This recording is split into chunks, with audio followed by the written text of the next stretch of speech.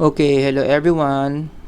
Ang lecture natin ngayon pang IO Psychology, pag-uusapan natin isang very popular theory of motivation applied in the workplace. Ito yung tinatawag na regulation focus theory.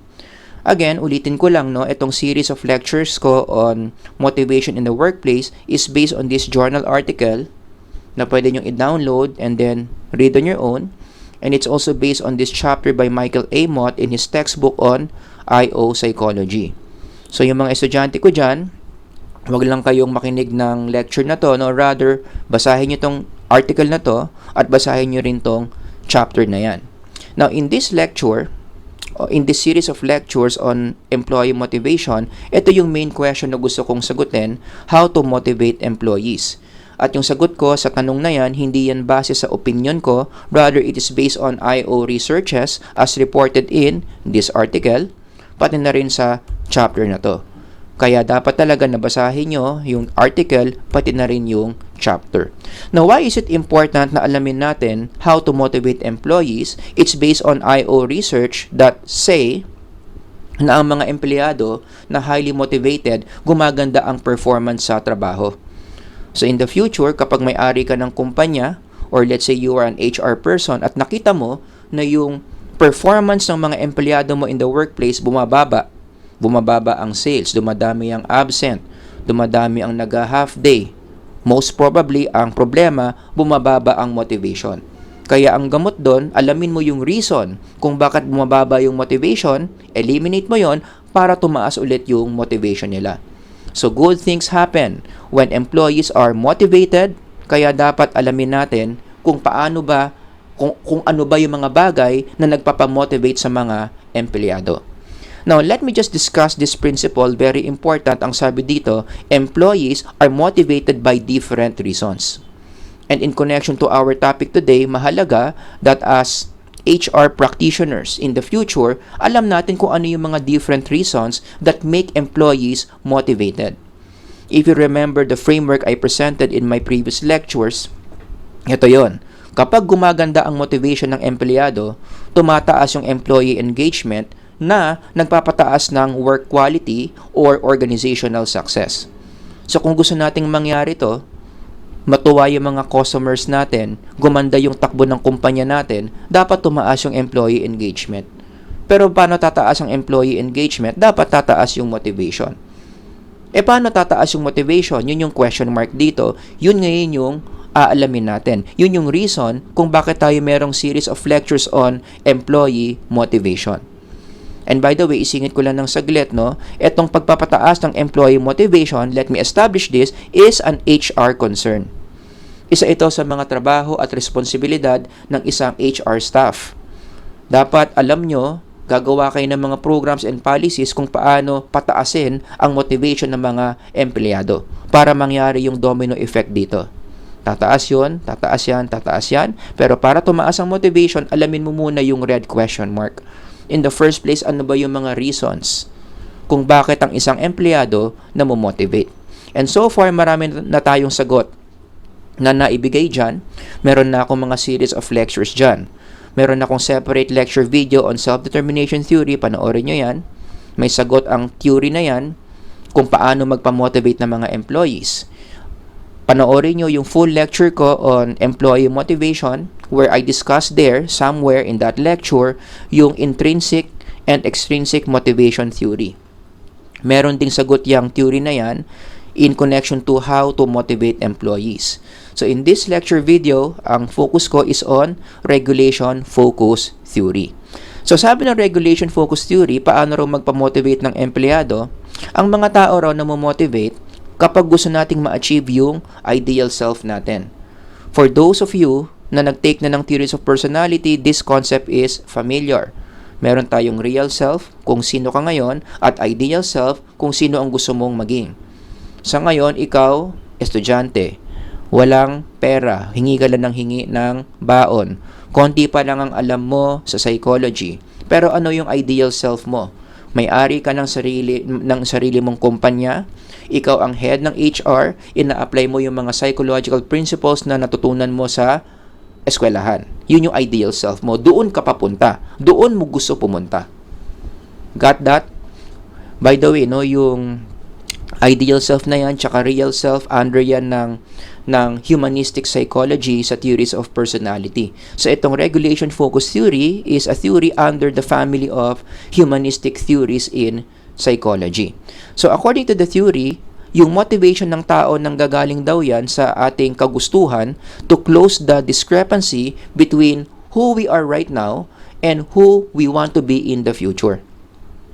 Gusto natin i-close yung gap between our real self and the ideal self, as you can see here in the diagram. Nandito ka ngayon, nag-look forward ka, ito yung gusto mong maging, yan yung ideal self mo, na sense mo na malayo pa yung lalakbayin mo from here to here, the space here, dito ngayon lalabas yung energy na tinatawag na motivation to push you to move forward where you want to be.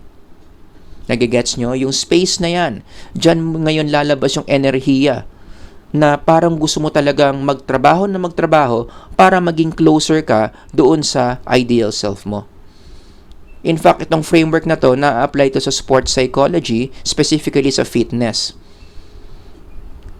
Itong taong to, ano ang magpapamotivate sa kanya na mag-workout? Na ayusin na niya yung diet niya, na ayusin na niya yung lifestyle niya, kapag na-sense niya na ang layo-layo pa niya doon sa ideal body niya.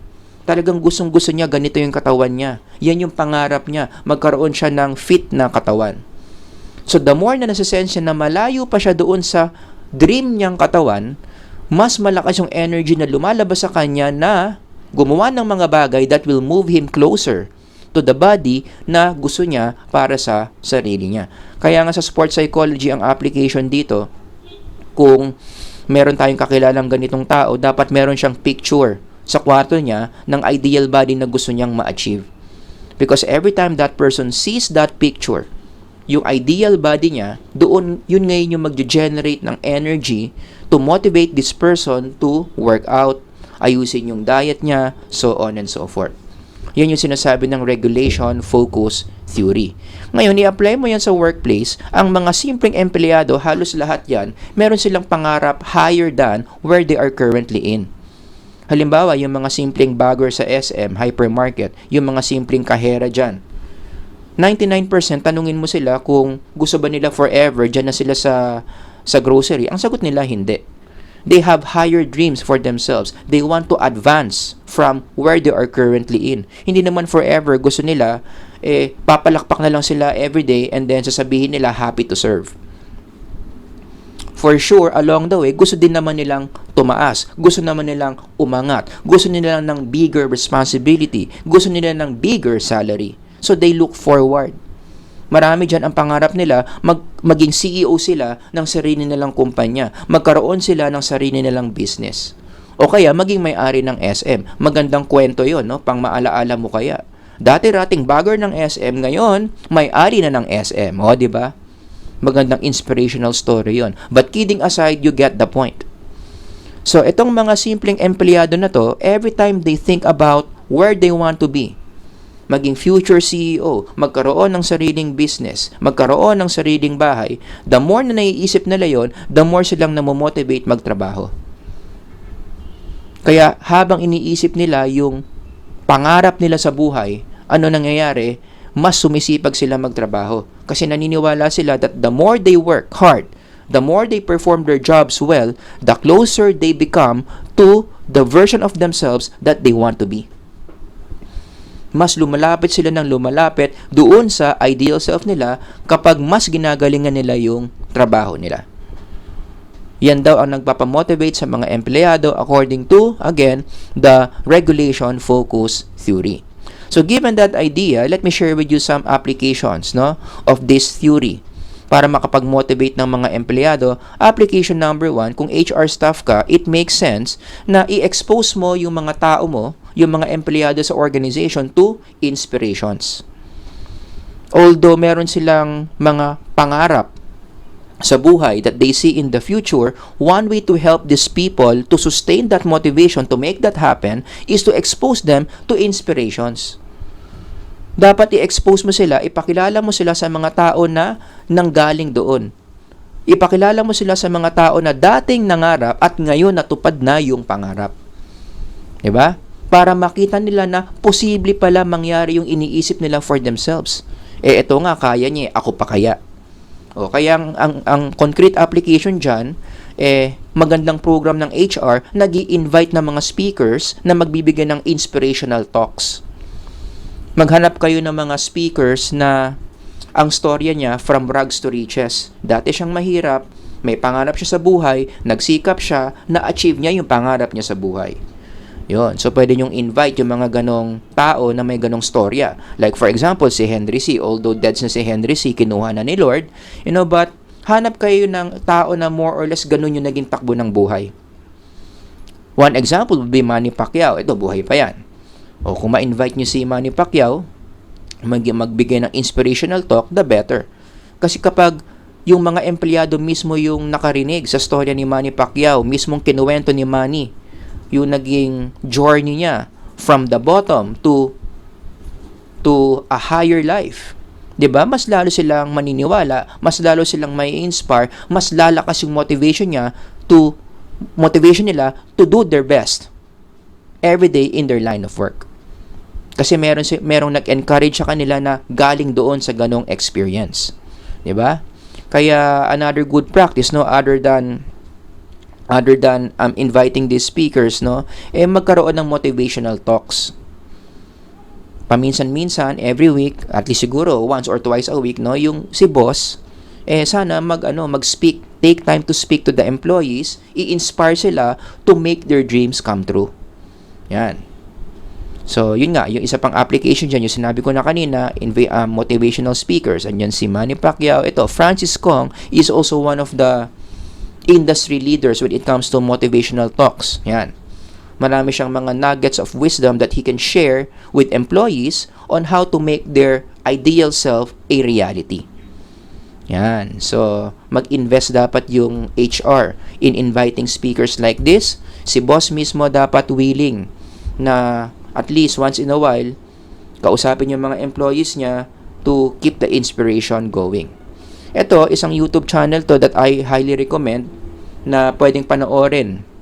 Kung hindi kayo makapag-invite ng mga speakers, panoorin nyo na lang ng mga YouTube videos or i-play nyo na lang siguro once a week in your HR session. Kasi yung mga contents ni RDR are different stories, rags to riches stories. Mga taong dating mahihirap, tapos nagsikap sila, may mga pangarap sila, they made their dreams come true. Punong-puno ng ganyang contents yung channel na yan, so I highly recommend na pwedeng ipanood to sa mga employees to sustain their motivation, to make their dreams happen. Okay? Application number 2 in connection to regulation focus theory is, dyan na naman papasok yung benefits ng training programs. Kung mapapansin nyo, talagang kinoconnect yung training programs kasi connected naman talaga. Ang naitutulong ng training programs is, kapag natututo ng bagong skills yung mga employees, pwede nilang magamit yung mga skills na yon to help themselves move forward to their dreams. Tinuturuan mo sila ng iba't ibang mga skills para mag-move forward sila sa mga pangarap nila. Kasi para makarating ka dito, para maging CEO ka ng kumpanya, para magkaroon ka ng successful business, kinakailangan mo rin ng mga skills. Hindi naman matutulog ka lang at gigising hanggang sa mapunta ka na dito. Meron ka pang mga dapat gawin in between. May mga skills ka na dapat i-develop in yourself to make this dream happen. Yun ngayon yung pwedeng mga training programs na i-offer ng HR. Mga training programs na makakapag-move forward sa mga empleyado nila towards their dreams. Some example of these training programs would be soft skills training programs. Halos lahat ng soft skills mahalaga, very important, prerequisite para mangyari yung mga bigger dreams na yan. That's how important soft skills are. And the following are some list of soft skills na pwedeng gawa ng training program. Yan yung i-offer sa mga empleyado. Time management, communication, adaptability, teamwork, lahat yan. Hindi ka magiging CEO ng kumpanya. Hindi ka pwedeng mag-upgrade ng buhay mo kung lahat yan mahina ka. So, ang isang HR na may puso para sa mga employees nila, gusto rin nila na matupad yung mga ideal self ng mga employees nila. Ang pwedeng gawin, mag-offer ng mga training programs na ganyan. So that when employees apply these soft skills to themselves, they will move closer and closer to their ideal self. Yan. Kaya mahalaga talaga ang training programs. Nakakatulong yan sa pag-push forward, pag-move forward ng mga empleyado sa kanilang mga ideal self. And application number 3, dapat yung organization merong growth philosophy to their employees. Ibig sabihin, yung mga organization, dapat yung priority nila is always to the betterment of the employees before the betterment of the organization. Which is again, hard to do. Easier said than done. Lalong-lalo na sa perspective ng employer. Kung ikaw yung may-ari ng organization, syempre ang priority mo for the good of the organization before the employees. Pero ang sinasabi nga ng theory is baliktad dapat. Unahin mo muna na asikasuhin yung mga empleyado mo, alagaan mo muna yung mga empleyado mo, and then your employees will take care of the organization. Yun. Kaya dapat, in connection to this, ang ibig sabihin ng growth philosophy dito, yung organization, dapat ganyan. Ganyan yung attitude sa mga empleyado. We will support you in any way that will move you closer to your goals. Kahit na yung long-term goals nyo, hindi na with us. O, di ba ang hirap pakinggan, lalo na kung ang perspective mo, ikaw yung employer. Siyempre, gusto mo, halos lahat ng ginagawa ng empleyado mo para sa'yo, para sa organization. O. Pero, just the opposite. Kung gusto mo nga i-apply to, dapat yung perspective mo, gagawa ka ng mga policies and programs para sa mga empleyado mo before para sa organization mo. Nagigets nyo? So, it takes time talaga before organizations can perfectly apply this. Kasi may natural tendency talaga yung mga organizations to prioritize the existence of the organization before its people. Diba? Kaya ang application nito sa HR policy making is, again, easier said than done. Kung gagawa ka man ng any programs and policies, i-review mo.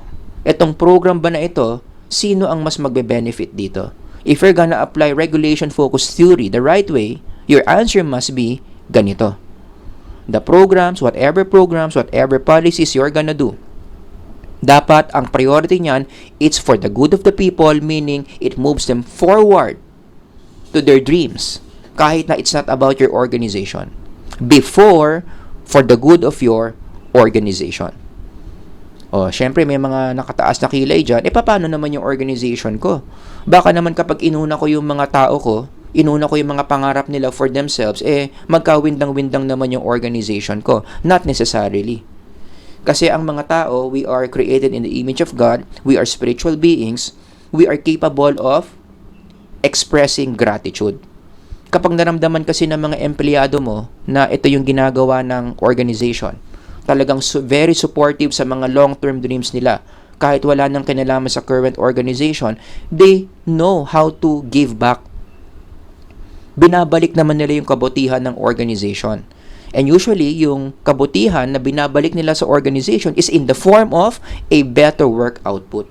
Nahihiya silang mag-absent, nahihiya silang mag-petiks-petiks. Talagang ginagawa nila yung best nila. Binibigay nila yung 1,000% nila for the organization. Kasi super caring ng organization nila sa kanila. So, the least they could do is to do their job so well. Kaya sabi nga ng isang author, and I agree here, take care of your people and they will take care of your customers.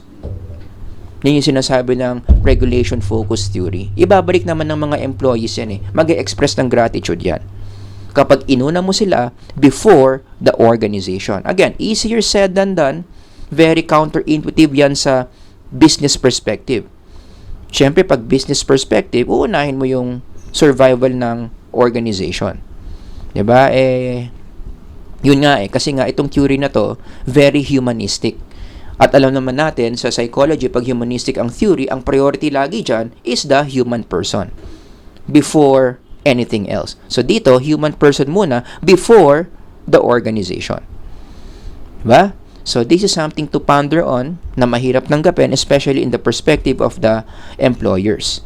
'Di ba? Kaya nga in connection to this, no, naalala ko rin yung passage of Philippians very in line with what the theory is saying. Sabi ni Saint Paul, each of you should look not only to your own interest. Although hindi naman masama na magkaroon ng sariling interest for your own company. Gusto mo rin ng profit, gusto mo rin mag-expand, gusto mo rin maging well-known yung company mo sa Forbes magazine, okay lang yun. Pero, hindi dapat sarado yung mata mo doon sa mga tao in your organization, but also to the interest of others. Always remember na yung mga tao mo in the organization, may mga pangarap din yan for themselves. May mga pangarap din yan for their families. What is it that you can do to at least help them move forward to make their dreams come true? Yan ang isang mabait na employer. Yun yung lagi niyang priority. Paano ako makakatulong matupad ang pangarap ng mga tao ko? Kaya dapat ganito ang atmosphere sa isang organization. Yung hindi mo kinukulong yung mga empleyado mo na as if pagmamay-ari mo sila. Because there are many employers who are like that. These are the employers who equate the essence of human beings to money. Binabayaran kita kaya dapat sa akin ka lang. Binabayaran kita kaya dapat unahin mo yung kumpanya ko. Yun. Dapat in a healthy organization, hindi nagigil trip ng mga empleyado, especially when they resign and then they want to move on to another organization. May mga ganyan kasing organizations Hindi ko nilang sasabihin yung pangalan, pero tuwing umaalis yung mga empleyado nila nang gigil trip, isasabihin pa yung mga past trainings. Isusumbat yung mga past trainings. Trainin ka pa naman namin. Ito pa naman yung mga binigay namin sa inyo, tapos iiwan nyo lang kami. Hindi dapat ganun. Diba? Wala rin dapat blackmail na nangyayari. May mga kakilala akong organizations, ganyan. Ire-report nila yung mga kapalpakan ng aalis na employee to other HR departments in the industry. Kaya mababad shot. Magkakaroon ng pangit na pangalan yung aalis na empleyado, which is so inhumane to do. Hindi dapat ganyan ng isang healthy organization. Walang samaan ng loob dapat when the employees leave the organization for another organization, especially kung ikatutupad naman yun ng ideal self niya. Ganun dapat ang treatment sa mga empleyado. One good example of this that I personally experienced was when I moved from Benil to Lasal. Although, during that time, I was working in both schools. Nagtuturo ako sa Benil for the past 15 years. Nagtuturo ako sa Lasal for the past 17 years. O ngayon, dumating sa point that Lasal wants to hire me full-time. Syempre, being a full-time faculty member in this university means hindi na ako pwede magkaroon ng ibang part-time job. So, that means I have to leave St. Benilde. Biglaan yung decision na sa kalagitnaan ng term break ng Benilde, nabigyan na ako ng load for the incoming term ng Benilde. May mga subjects na ako. Doon pa lang ako sinabihan na if full-time na ako, part-time jobs are no longer allowed. So, nagsabi na kaagad ako sa boss ko sa Benilde na ibigay na lang sa iba yung mga subjects na naibigay na sa akin, na ituturo ko this coming term. Kaya nag-message ako, something like this. Hindi ito yung exact words ko, but it captures the thought. Sabi ko, sir, yung boss ko, hindi na po ako kukuha ng load next term. If full-time na po ako sa DLSU. Then I said, super na-appreciate ko, na-enjoy ko po talaga ang Benilde for the past 15 years. Yun. So, ang reply ni boss, something like this. Kitang-kita niyo yung role, yung regulation focus theory. Ang sabi niya, this is noted, Howard. Grateful to also have you. We support you all the way. In the future, kung gusto mo bumalik dito, message ka lang. Benilde teachers are always considered family. God bless sa new journey mo. Diba? Nung nabasa ko yan, anong na-feel ko? Para akong ganyan, Para akong naiyak because I felt that Benilde was so supportive of me.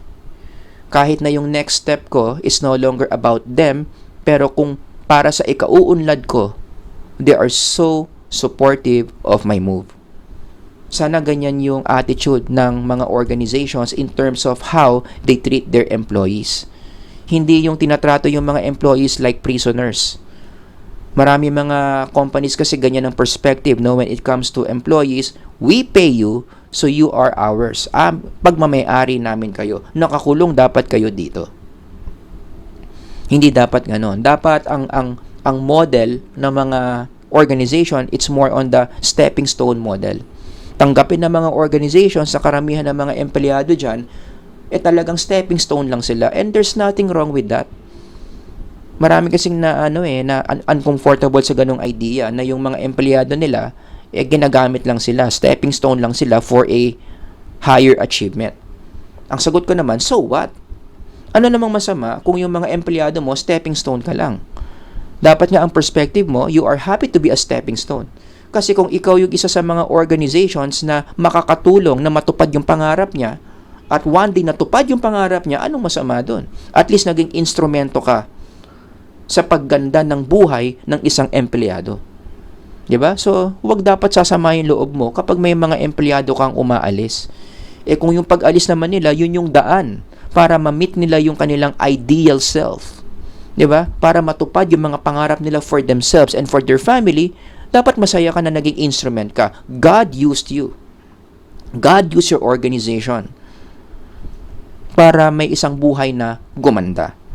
Diba? Kaya dapat ganun ang perspective. Suportahan natin yung movement ng mga empleyado from where they are to where they want to be. The more employees sense that, na very supportive ang organization nila in this journey that they are in, again, creatures of gratitude tayo, ibabalik at ibabalik naman nila yan. Via the quality of work that they do. Mahihiya mag-absent yan. Mahihiya magkalat yan. Most likely, gagawin niya yung best niya doon sa trabaho niya.